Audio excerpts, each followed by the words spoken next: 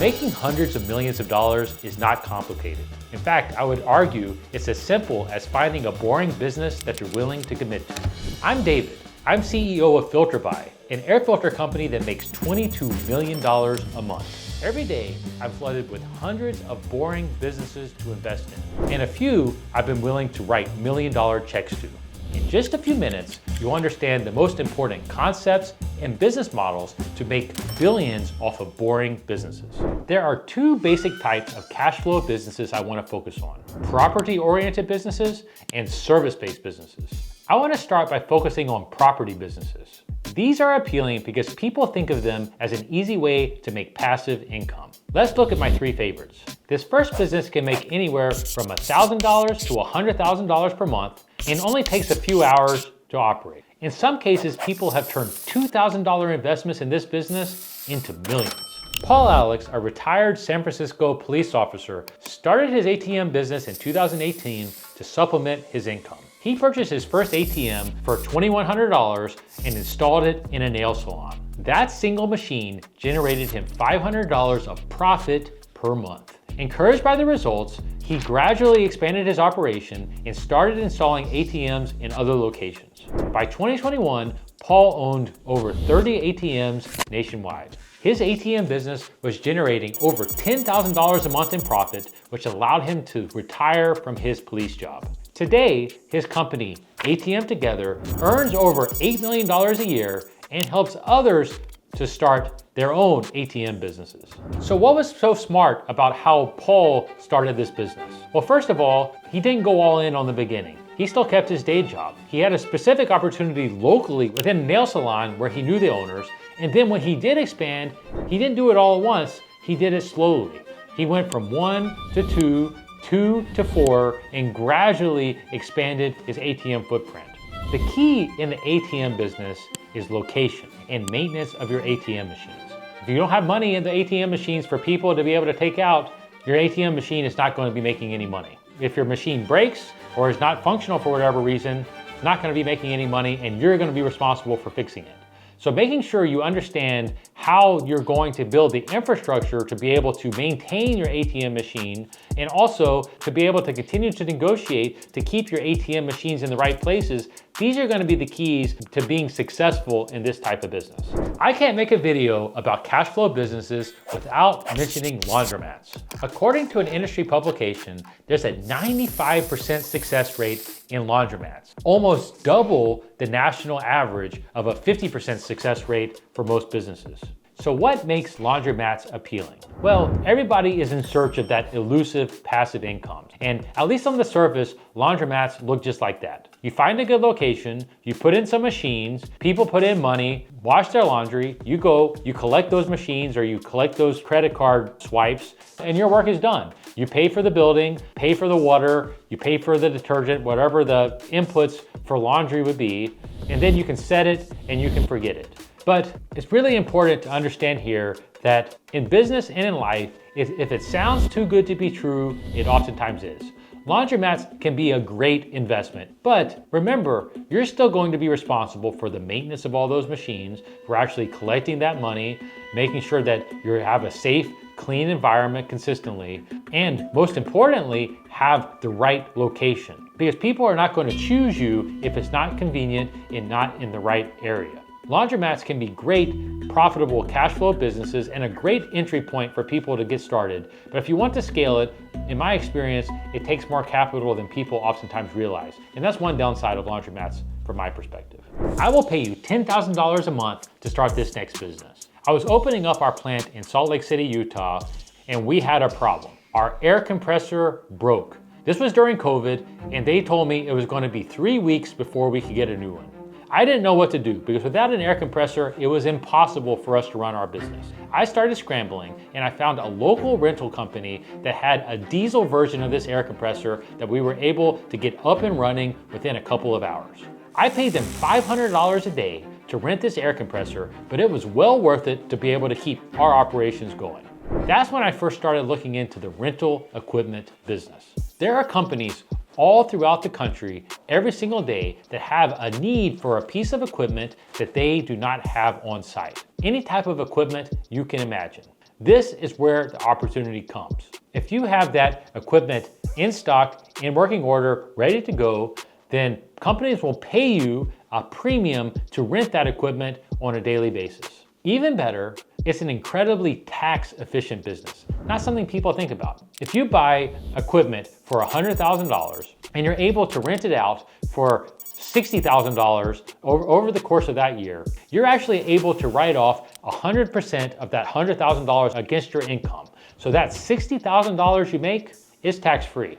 And think about now, with all of this talk of tariffs and all of this change, one way or another, more manufacturing is likely to come back to the US. So I think that the equipment rental business is only likely to increase over the next decade, making this an opportune time to be thinking about it. But that doesn't mean it's going to be easy. Yes, you're going to have equipment that you have to maintain. You have to figure out the logistics of how you're going to get that equipment from your place to that customer's place and making sure you're doing it timely.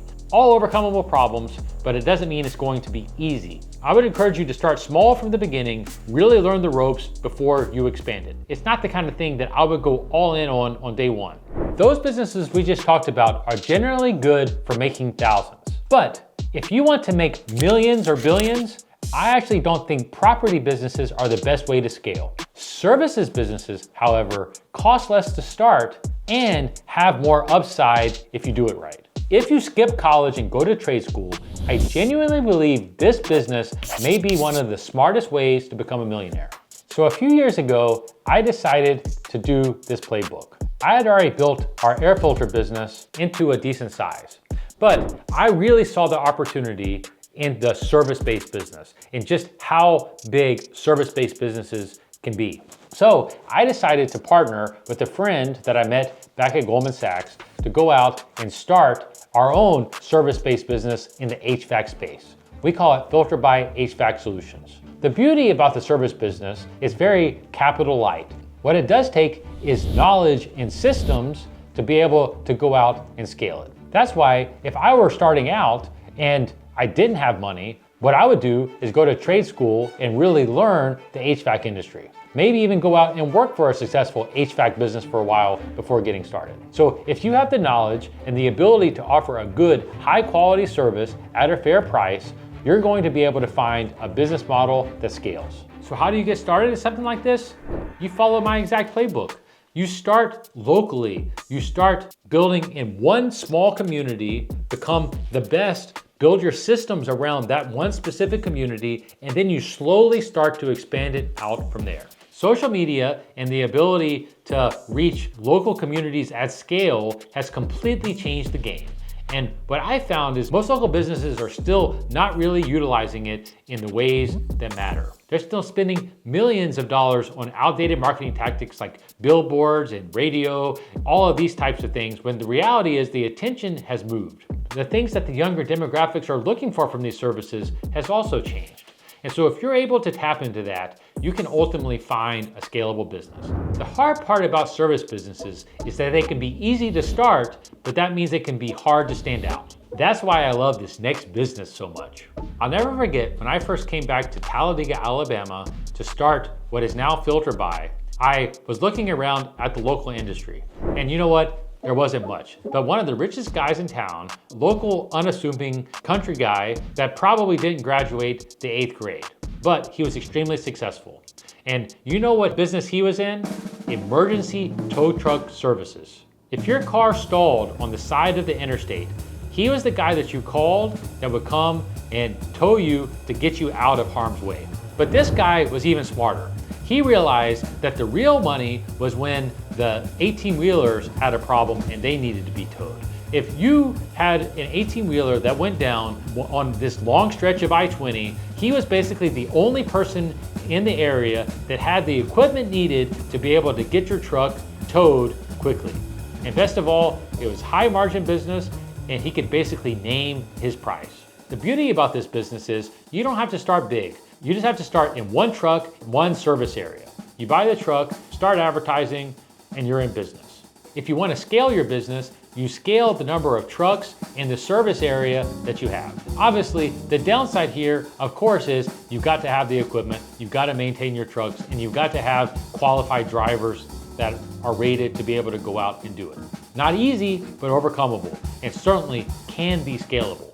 Not enough people are talking about the fact that there's an $80 billion boring business that you could start today.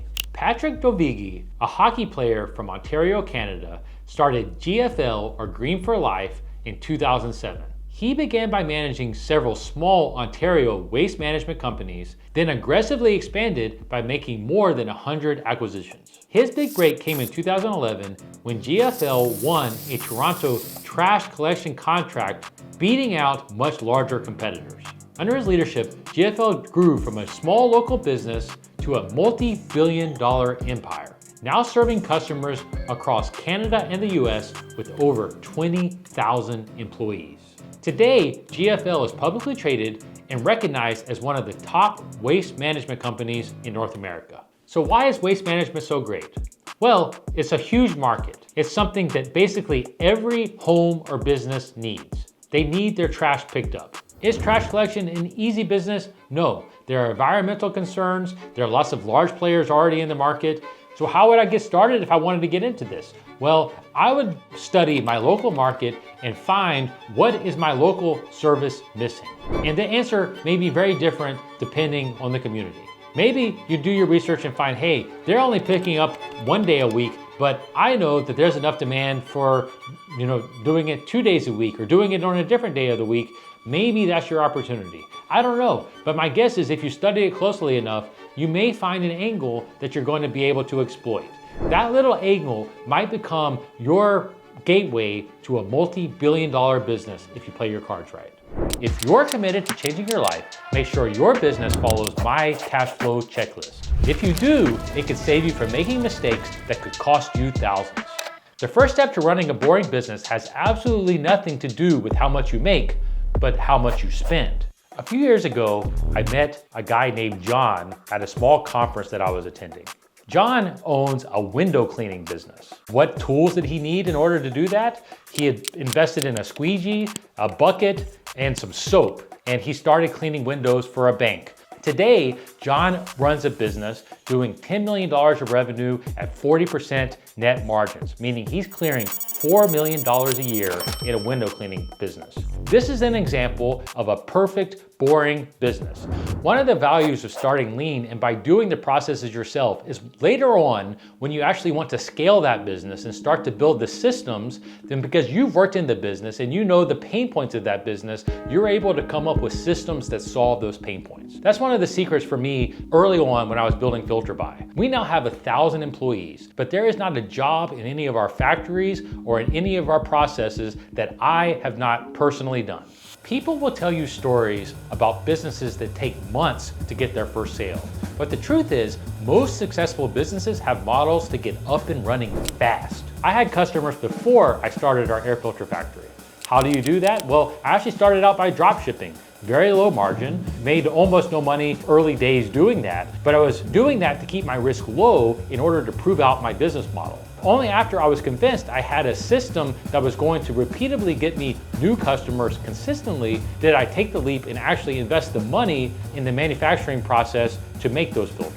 If you take that approach, then it's way lower risk. Maybe it takes you a couple more months to get to market because you're delaying yourself a little bit, but it keeps your risk effectively zero. You can do this in any type of a business if you're just a little bit creative. If you have a service, think about creating a landing page, running some Google ads to it, and seeing how many people click to buy. Then maybe you find somebody else to actually deliver that service for them if that's what it takes once you sell it, but you validated the idea and you know whether or not you have a system that is going to get consistent business for whatever it is you're looking to build. And that's exactly what you need to do in validating your boring business early on. Even though you need to watch your cost and be plug and play, you still need to be able to compete. If you follow my third step in the checklist, you'll instantly be able to. When Domino's started in the 1960s, it focused on just one college town, Ypsilanti, Michigan. The founders learned exactly what local students wanted: fast, affordable pizza delivered right to their door. They tailored their menu, hours, and delivery processes to fit the needs of their local community. This hyper-local focus allowed Domino's to perfect its delivery model and customer service before it expanded. The lessons learned from serving one neighborhood became the foundation for building a global franchise. Even today, Domino's are run by local operators who know their neighborhoods, which helps them to stay competitive and responsive to local taste. I love this example because it highlights just how important it is to be local when building a cash flow business. Oftentimes, a mistake I see people make is they try to expand too quickly. Focus is the key to success. If you spread your resources too thin early on, you're going to lose focus and ultimately are going to fail. You're way better off focusing on a narrower customer segment, whether that be a super local community or a specific avatar for a customer base, and really focus on your systems before you expand. If you like this video, this was the first one on a series of how anyone can make $10,000 per month. Subscribe if you want to see episode 2.